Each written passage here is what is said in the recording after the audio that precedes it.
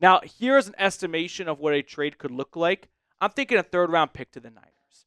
Not getting a first. I don't think they're getting a second.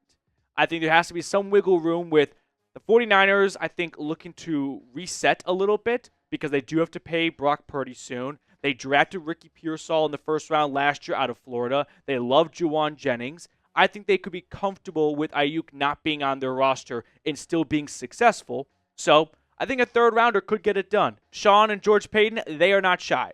They like wheeling and dealing. George Payton, before Sean even arrived, made tons of trades. So this is not a front office, a head coach GM duo that sits on their hands and lets the NFL world pass them by. No, they are active, especially Sean. If you go back to his track record in New Orleans, he was never afraid to pull the trigger on a trade.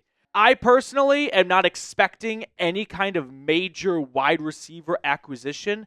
I don't think they're going to make a big splash trade.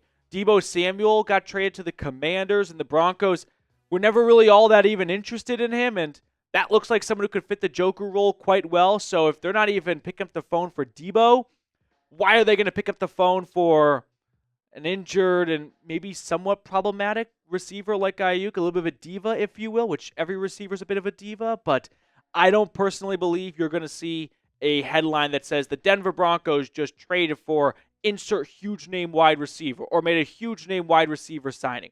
Open to be wrong, but that's my guess right now. So with that, I'll say no to Brandon Aiyuk, but I think it could be fun still in a hypothetical world.